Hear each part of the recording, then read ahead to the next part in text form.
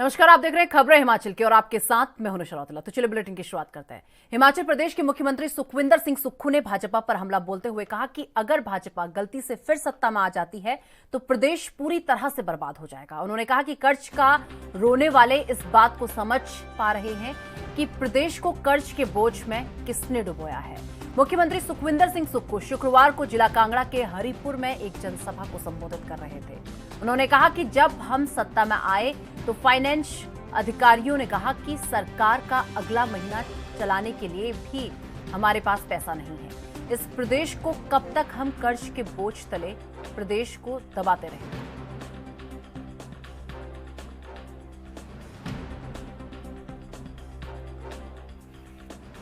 महीने पहले हिमाचल प्रदेश में कांग्रेस की सरकार बनी और जनता का आशीर्वाद हिमाचल सरकार को मिला और पहली बार कांग्रेस के मुख्यमंत्री के रूप में निचले क्षेत्र को मुख्यमंत्री मिला। मुख्यमंत्री का कोई क्षेत्र नहीं होता, कोई जात नहीं होती। मुख्यमंत्री सभी जिलों का होता है, सभी लोगों का होता है।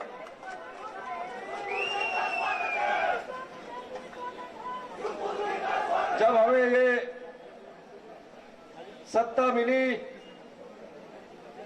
उस समय जो हमारे फाइनेंस के अधिकारी थे उन्होंने कहा कि सरकार का अगला महीने का खर्चा चलाने के लिए भी हमारे पास पैसे नहीं है। मैंने सो पूछा कि ऐसी परिस्थिति क्यों पैदा हुई है। आज तो हम सत्ता में आए, अगर गलती से दोबारा वो सत्ता में आ जाते तो वो कैसे पैसे का इंतजाम करते। उन्होंने कहा कि वो कर्जा लेकर इस राज्य के खर्चे को चलाते। मैंने उनसे ये पूछा कि हमें क्या करना चाहिए। उन्होंने कहा आपके पास कोई रास्ता नहीं है।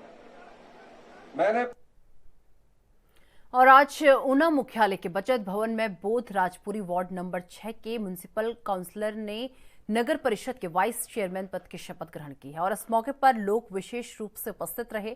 बोध राजपुरी ने कहा कि पहला 2.5 साल का नगर परिषद का कार्य पवन कपिला के नेतृत्व में सफल रहा और अगले 2.5 वर्ष का कार्यकाल भी इसी प्रकार सफल रहेगा। आगे उन्होंने बताया कि पहली बार हमारी कमेटी को 75 लाख स्वच्छता अभियान पर मिला है और अब हमारी यही कोशिश रहेगी कि 1 करोड़ रुपए नगर परिषद को इनाम भी हासिल हो।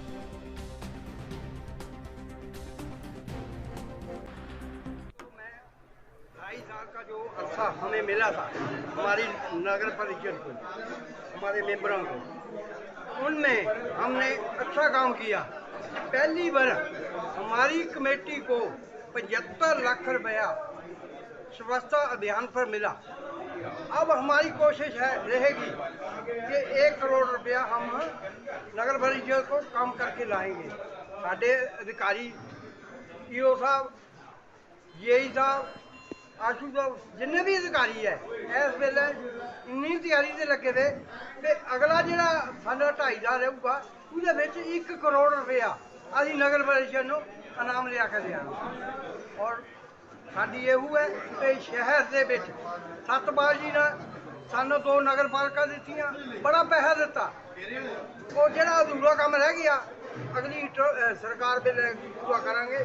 मैं सारी कमेटी जिन्ने भी साढ़े 11 मैंबर है उन्होंने बड़ी बधाई देना है जे असी एन शांतिपूर्ण कमेटी चलाई और कम चाल ले आते हैं। शहर के विच कूड़ा करकट जिहड़ा कि गलियां दे विच खिलरदा था, सड़कों पर खिलरदा था, साडी कमेटी ने सारा कूड़ा करकट सुआं दे विच अज कीट बनाने लग गया, सतावत हो गया और साडी मशीन भी आ गई। 65 कनाल जगह सानू डीसी साहब ने दी थी, उत्ते काम शुरू कर दिता। और साडी ये अभियान है शहर के विच स्वास्थ्य। और भारतीय जनता पार्टी के नेतृत्व वाली केंद्र सरकार के 9 साल पूरे हुए हैं और इस अवसर पर आज भारतीय जनता पार्टी हिमाचल प्रदेश के पूर्व प्रदेश अध्यक्ष और विधायक सतपाल सिंह सत्ती ने पत्रकार वार्ता को संबोधित करते हुए कहा कि 26 मई 2014 को 30 सालों बाद 272 सीटें लेकर बीजेपी ने केंद्र में सरकार बनाई थी। यह अपने आप में एक नया इतिहास है। जिन लोगों ने बीजेपी को इस मुकाम पर पहुंचाया है और केंद्र में मजबूत सरकार दी है, उन सभी कार्यकर्ताओं को याद भी करते हैं जिन्होंने इस मुकाम तक पहुंचाने में सहयोग दिया है। सतपाल सिंह सत्ती ने कहा कि दीनदयाल जी ने कहा था कि अगर सरकार का लाभ अंतिम व्यक्ति तक नहीं पहुंचता तो वो सरकार मेरे लिए कुछ नहीं है। मैं तो चाहूंगा कि जो सरकार पहले अंतिम व्यक्ति के हित के लिए कार्य करती है, अर्थात पंक्ति में खड़े हर अंतिम व्यक्ति तक सरकार की योजनाओं को पहुंचाना या उसका लाभ दिलाना हो, ऐसी ही सरकार में चाहूंगा।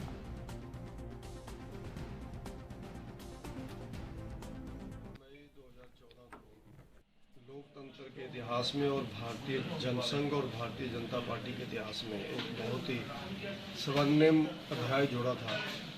आज से 9 वर्ष पूर्व नरेंद्र मोदी जी देश के प्रधानमंत्री बने थे और स्वयं बहुमत लेकर के हमारी विचारधारा ने, हमारी पार्टी ने उस समय गवर्नमेंट बनाई थी। इन 9 वर्ष पूरा होने के ऊपर मैं नरेंद्र मोदी जी को बहुत बहुत बधाई देता हूँ और देश की जनता का धन्यवाद करता हूँ, प्रदेश की जनता का धन्यवाद करता हूँ कि आप सब ने सहयोग दिया, आशीर्वाद दिया और नरेंद्र मोदी जी ने उसके ऊपर 100% काम करके देश के गांव और गरीब के लिए काम किया। उसी कड़ी में अलग अलग स्कीमें चला करके, वो चाहे गांव की स्कीम हो, गरीब की स्कीम हो, करोड़ों लोगों को मकान बना करके। प्रदेश में व्यवस्था परिवर्तन वाली सरकार ने आम जनता को करारा झटका दिया है। हिमाचल पर्यटन विकास निगम की शिमला में बनी लिफ्ट का किराया दुगना हो गया है। लिफ्ट में आवाजाही के लिए अब लोगों को 20 रुपये चुकाने होंगे। इसके अलावा लगेज के लिए अतिरिक्त 20 रुपये किराया तय किया गया है।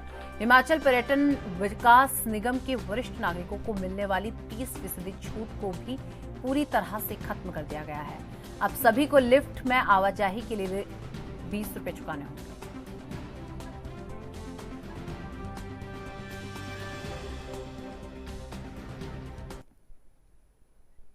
जिला कांगड़ा के हिमाचल पथ परिवहन निगम के डिपो धर्मशाला में मिली 15 इलेक्ट्रॉनिक बसों का आज जिला के विभिन्न रूटों पर संचालन शुरू हुआ और अब ये 15 इलेक्ट्रॉनिक बसें जिले के हर रूट पर दौड़ती नजर आएंगी। लकी बसों के संचालन पर जानकारी देते हुए हिमाचल पथ परिवहन निगम के DDM पंकज चड्डा ने बताया कि प्रदेश के मुख्यमंत्री सुखविंदर सिंह सुक्खू ने 24 मई को धर्मशाला डिपो को मिली 15 इलेक्ट्रिक बसों को हरी झंडी दिखाकर रवाना किया था, लेकिन आज निर्धारित रूट पर ये बसें दौड़ने के लिए शुरू हो गई हैं और उन्होंने कहा कि ये जिले के 12 रूटों पर इन्हें दौड़ाया जाएगा। उन्होंने कहा कि इन रूटों पर पहले भी हिमाचल पथ परिवहन निगम की बसें चलाई जाती थी, लेकिन अब उक्त रूटों पर इलेक्ट्रिक बसों को भेजा जाएगा।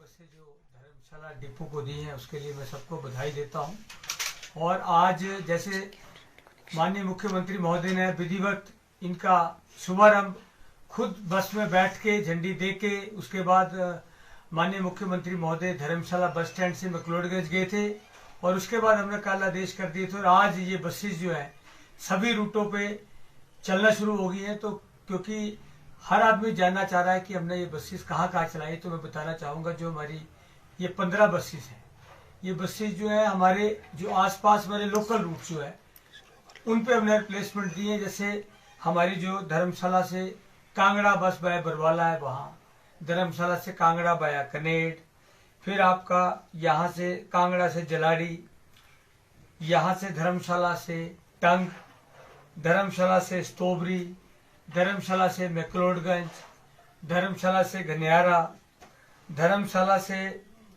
हमारा कस्बा, धर्मशाला से हमारा स्लेट गोदाम, धर्मशाला से हमारा जो शाहपुर का एरिया है वहाँ पर। तो नेक्स्ट सेल में ये कहना चाहूँगा कि जो हमारे यहाँ से कनेक्टिविटी जो एरिया है, धर्मशाला से टांडा बाया तिरुंजा मील, धर्मशाला से टांडा बाया बंडी, तो जो हमारे ऑलरेडी जो एग्जिस्टिंग रूट्स जिन पे हमारी बसें चल रही थी, तो आज से हमने जितनी हमारी इलेक्ट्रिक बसें जिनका परसों शुभारंभ हुआ था। तो हमने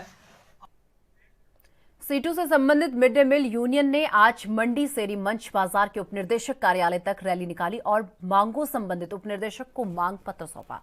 सीटू जिला प्रधान भूपेंद्र सिंह ने कहा कि मिड डे मील के कर्मियों को स्कूल बंद होने के कारण हटाया जा रहा है, जिसका यूनियन विरोध कर रही है। जो स्कूल बंद हो रहे हैं उनके वर्करों को विभाग में ही अध्यापकों और अन्य कर्मचारियों की तरह एडजस्ट किया जाए और इसके अलावा सरकार इनको हर महीने के पहले सप्ताह में वेतन जारी करे और साल में 10 माह के बजाय 12 माह का ही इन्हें वेतन दिया जाए, जिस बारे में हाईकोर्ट ने भी इनके पक्ष में फैसला सुनाया है, लेकिन सरकार उसे भी लागू नहीं कर रही है।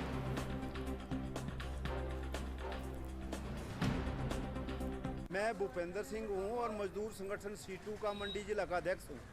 आज सीटू से जुड़ी हुई जो mid day meal worker union है, उसने एक सांकेतिक यहाँ विरोध जो प्रदर्शन है वो यहाँ मंडी शहर में शेरी मंच पे इकट्ठा होके यहाँ से एक रैली के रूप में जो डिप्टी डायरेक्टर का ऑफिस है जेल रोड के अंदर, वहाँ तक एक रैली निकाली है और एक मांग पत्र जो है वो डिप्टी डायरेक्टर को सौंपा जाएगा, जिसमें मुख्य जो मांग है कि इन वर्कर को अभी 25 बच्चों की जो शर्त लगाकर उनकी छटनी की जा रही है, जबकि ये 2004 से ये सब मिड डे मील वर्कर, जब से मिड डे मील की योजना पूरे देश में शुरू हुई थी तब से काम कर रहे हैं। अब 18 साल बाद 20 साल के बाद इन सब को उनकी छटनी जो करना है वो गैर कानूनी है, इन वर्करों के साथ धोखा है।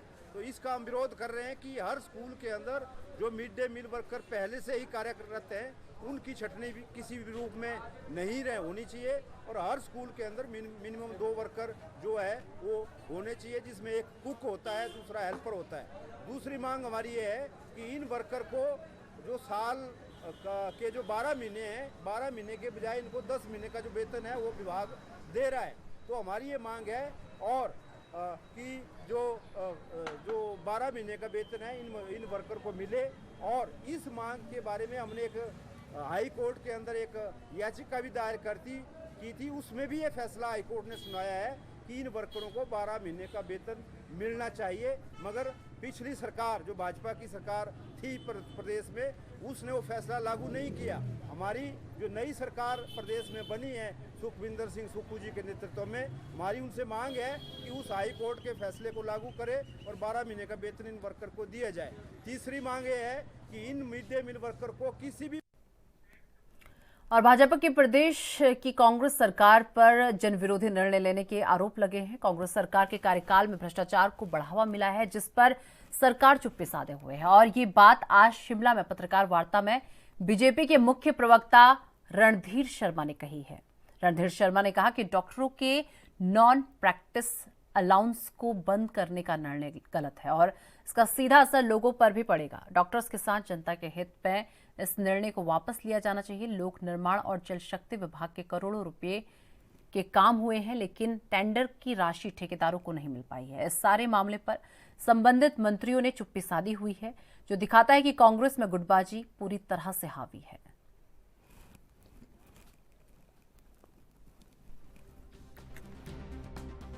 चाहे इन्होंने संस्थान बंद किए, विधायक निधि बंद की, इन्होंने बिजली महंगी की, इन्होंने महंगाई को बढ़ाने का काम किया, उसके साथ साथ विकास को रोकने जैसा जन विरोधी कृत्य भी किया। पिछली भारतीय जनता पार्टी की सरकार के समय जो बजट का प्रावधान हुआ था, उसको भी विकास पर खर्च नहीं किया। मेरी सूचना के मुताबिक 305 करोड़ रुपए पीडब्ल्यूडी, लोक निर्माण विभाग और लगभग 250 करोड़ रुपए जल शक्ति विभाग में 31 मार्च तक सरेंडर किए गए, जबकि पिछली सरकार द्वारा जारी किया गया बजट था। अनेक कार्य जो है वो उनके टेंडर हो गए थे, टेंडर अवार्ड हो गए थे, कई काम ठेकेदारों ने कर दिए थे, कई कर रहे थे। ये पैसा देकर जो ठेकेदारों का काम हुआ था उसकी पेमेंट होनी थी, या जो काम पूरे होने पर उनको पेमेंट होनी थी, परंतु ये पैसा सरेंडर होने से ठेकेदार प्रभावित हुए हैं। उनको जो उन्होंने 6 महीने 7 महीने 8 महीने पहले काम पूरे किए, उनकी पेमेंट नहीं हो रही। दूसरा, जो आधे अधूरे काम। हिमाचल प्रदेश की राजधानी शिमला में सिंगल यूज प्लास्टिक इकट्ठा करने पर अब लाखों रुपए की कमाई हो सकती है। दूध, दही और लस्सी के खाली पैकेट जमा करने पर नगद इनाम भी मिलेगा। राजधानी में नगर निगम के SJVNL के साथ मिलकर शहर के सिंगल यूज प्लास्टिक हटाने के लिए अभियान की शुरुआत की है। इसमें आम शहरी से लेकर वार्ड पार्षद तक अपना योगदान दे सकेंगे। अभियान को सफल बनाने के लिए नगर निगम शिमला के mayor Surendra Chauhan ground zero पर उतरे और अपने साथ ही पार्षदों के साथ दुकानदारों को जागरूक किया। नगर निगम शिमला के मेयर सुरेंद्र चौहान ने बताया कि सिंगल यूज प्लास्टिक को एकत्रित करने पर 2 लाख रुपए तक का नगद इनाम दिया जाना है और ये इनाम सफाई कर्मचारियों को दिया जाएगा। उन्होंने कहा कि सफाई कर्मचारियों का शिमला को साफ सुथरा रखने के लिए बहुत बड़ा योगदान है। ऐसे में सफाई कर्मचारियों के काम को प्रोत्साहित करने के लिए ये राशि उन्हें दी जाएगी।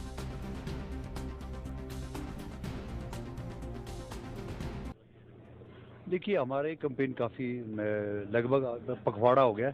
हमारे health officer mister Chetan Chauhan जी और नगर निगम के अधिकारी काफ़ी दिनों से इस पे प्रोग्राम चल रहा था हमारा। आज अवेयरनेस के लिए मैं अपने आप और मेरे स्थानीय मेरी पार्षद उमंग है, अश्विनी जी है, वर्मा जी है, दिलीप थापा जी है, ये अलग अलग वार्ड्स में अपने वार्ड्स में भी कर रहे हैं। इसके पीछे उद्देश्य सिर्फ एक हमारे साथ एक सतलुज जल विद्युत निगम के लोग हैं जो इसको इस कार्यक्रम को हमारा सहयोग उन्होंने मांगा था कि आप हमारा सहयोग करें और वो एक इसमें वित्तीय राशि भी उन्होंने उनकी तरफ से एक रखी गई है। वो एक दूसरा एंगल हमारा इसमें ये था कि जो इन्वायरमेंट है, इन्वायरमेंट भी ख़राब हो रहा है। जो जब हम दूध के थैली जो यूज़ करते हैं, जब हम डस्टबिन में डाल दिया तो कूड़े में जाते हैं या नाले में गिर जाता है, तो उसको जहाँ जिस ज़मीन पे प्लास्टिक गिरता है वो ज़मीन बंजर हो जाती है, वहाँ पैदावार नहीं होती है, कोई ऐसा कुछ होता नहीं है। तो दूसरा इसका रिसाइकलिंग का उनका एक अपना कार्यक्रम था।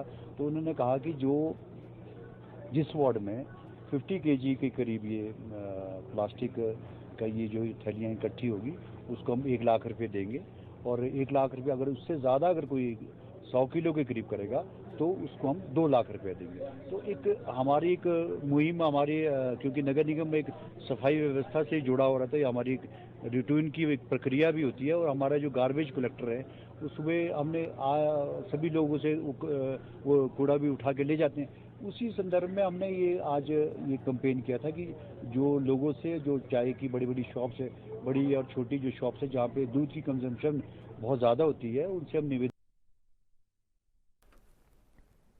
सड़क दुर्घटनाओं के प्रति जागरूकता पैदा करने और रक्तदान की महत्व को बताते हुए मकसद से ट्रांसपोर्ट विभाग द्वारा शिमला के रिच मैदान पर 1 दिवसीय रक्तदान शिविर का आयोजन किया गया, जिसका शुभारंभ प्रदेश के स्वास्थ्य मंत्री धनीराम शांडिल ने किया और रक्तदान को आज के समय की सबसे बड़ी सेवा और जरूरत बताया। स्वास्थ्य मंत्री ने कहा कि रक्तदान या अंगदान आज के समय में मानवता को बचाने के लिए बड़ा कदम है। सभी लोगों को बढ़ चढ़कर इस तरह के पुनीत कार्य में हिस्सा लेना चाहिए। विकास के साथ साथ समस्याओं ने भी अपने पंख फैलाए हैं और कभी भी किसी भी व्यक्ति के साथ कोई अप्रिय घटना घटित हो जाती है जिसमें व्यक्ति की जान बचाने के लिए रक्त की आवश्यकता होती है और ऐसे में लोगों को मानवता की रक्षा के लिए आगे आना चाहिए।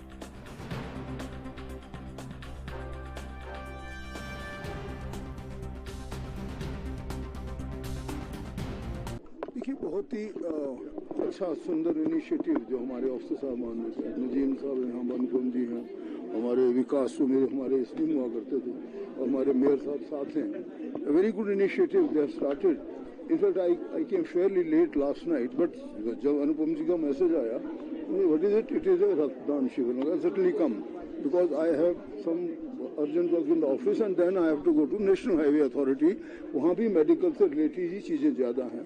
कोई कैसा कोई हो जाता है, किसी को पत्थर गिर जाता है, we have to take that precaution also. बड़ी तेजी पे काम चला हुआ है। ये रक्तदान देना या अंगदान देना मैं समझता हूँ आज की एक बहुत बड़ी आवश्यकता भी है और मानवता की रक्षा में एक बहुत बड़ा अभियान और बहुत अच्छा कदम भी है। मैं इन सभी अधिकारियों का और यहाँ की पूरी जो समिति है या जो गठन जिन्होंने ये ऑर्गेनाइज किया है, आई मस्ट कॉम्प्लीमेंट देम, क्योंकि देखिए सभ्यता बड़ी है, विकास बड़ा है, परंतु उसके साथ जो जुड़ी समस्याएं उन्होंने भी अपना पंख फैलाए। फॉर एग्जाम्पल, जब आप रोड पे चल रहे, क्या कितनी अच्छी रोड हो तब भी एक्सीडेंट हो ही जाते हैं। तो ऐसे में या किसी और अवस्था में जब कोई बहुत नीड में हो, क्रिटिकल नीड में हो, उसको रक्त की जरूरत होती है। कि ब्लड बैंक को एक ऑप्टिमम लेवल तक रखना बहुत अच्छी बात है। मैंने बात किया IGMC में, हमारे पास कब आकर टेबुलेटेड फॉर्म में डेटा होता है कि कौन A पॉजिटिव है, कौन रेयर ग्रुप का है, O positive, there are some rare groups also. और यहाँ सब लोग वो लोग हैं जो मैं कोई गांव के देख रहा हूँ, एक तो कहीं बोकारो स्टील प्लांट से भी आए जो घूमने आए, तो लोगों के अंदर भावना भी है कि हम अपना रक्तदान देंगे तो किसी ऐसे समय पे जिसको बहुत ज्यादा जरूरत होगी, इससे उसकी रक्षा। हिमाचल प्रदेश पुलिस प्रदेश में अवैध खनन और मादक पदार्थों की तस्करी के खिलाफ कड़े कदम उठा रही है, जिसके तहत पिछले करीब 5 माह के दौरान प्रदेश भर में अवैध खनन करने वाले 2156 चालान कर 1,54,64,670 रुपए जुर्माना वसूला गया है। अवैध खनन के 563 मामले न्यायालय में पेश किए गए हैं और 101 वाहन जब्त किए गए हैं। इस कार्रवाई के तहत ऊना जिला में उपरोक्त अवधि के दौरान अवैध खनन के 272 चालान कर 22,56,20 का जो है जुर्माना वसूला गया है और 16 मामले न्यायालय के समक्ष भेजे गए हैं और 12 वाहन जब्त किए गए हैं। ये जानकारी हिमाचल प्रदेश पुलिस महानिदेशक संजय कुंडू ने ऊना में एक संवाददाता सम्मेलन के दौरान कही। उन्होंने बताया कि मादक पदार्थों की तस्करी की रोकथाम के लिए कार्रवाई करते हुए हिमाचल प्रदेश पुलिस गत वर्ष दिसंबर 2022 तक 1517 मामले पकड़े गए हैं और इसमें 2216 व्यक्ति हिरासत में लिए गए हैं। इनमें से 2212 भारतीय और 13 विदेशी नागरिक शामिल हैं।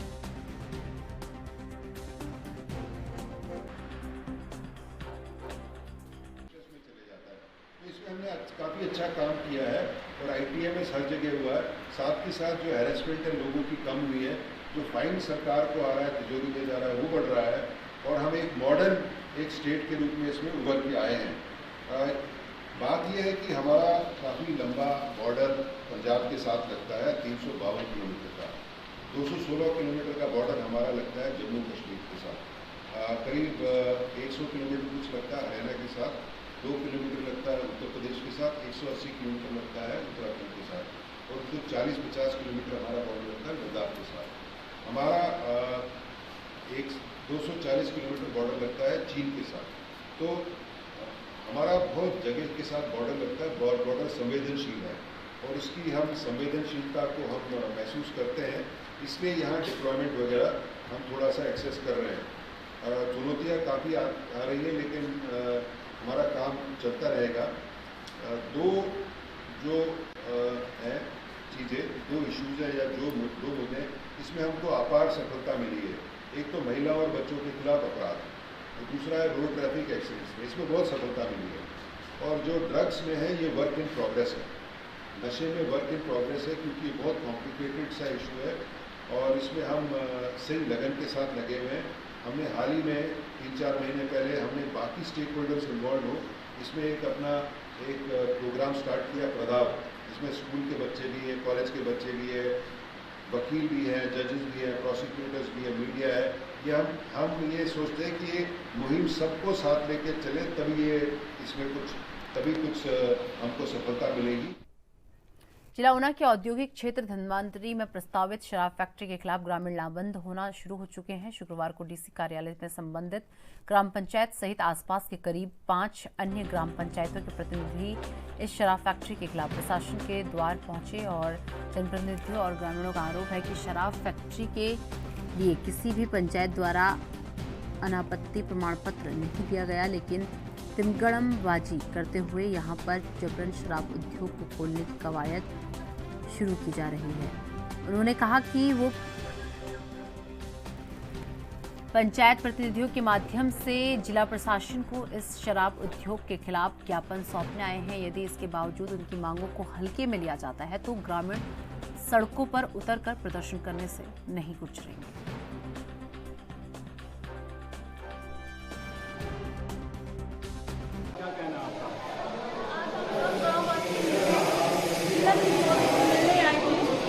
हमारे गांव में जो ड्रग फैक्ट्री है उसको एनओसी ना दी जाए। उन्होंने कोई सेक्शन खड़ा नहीं किया है, तो पहले कंप्यूटर फैक्ट्री आज एक ग्रामीणों का प्रतिनिधिमंडल जो है हमसे मिला है। ये एथेनॉल और डिस्टिलरी वो पोर्टलिंग प्लांट जो है दमांद्री पंचायत जो वीडियो ऊना के अंतर्गत पड़ता है, उसके रिगार्डिंग इन्होंने अपना जो रोष और आपत्ति व्यक्त की है। तो उसके रिगार्डिंग इनका जो प्रतिवेदन है वो प्राप्त कर लिया गया है और इसे सक्षम स्तर पर उचित कार्रवाई के लिए आगे भेज दोबारा बोलना उसमें। हाँ जी, बलवीर सिंह एक्स प्रधान मंत्री।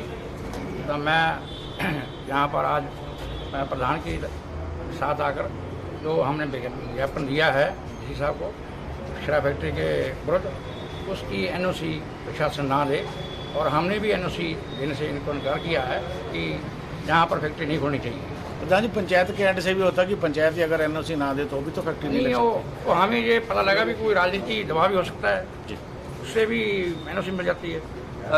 अगर आपकी मांग नहीं मानी जाती तो आपका अगला कदम क्या होगा? हम धरना देंगे, चक्का जाम करेंगे और अगले आने वाली पीढ़ी है उसको नुकसान होगा, यहाँ का बच्चों को नुकसान होगा। तो चलिए मेरे साथ खबरें हिमाचल की मैं बस इतना ही। देश दुनिया की तमाम बड़ी खबरों को देखते रहिए एनबी न्यूज़। नमस्कार।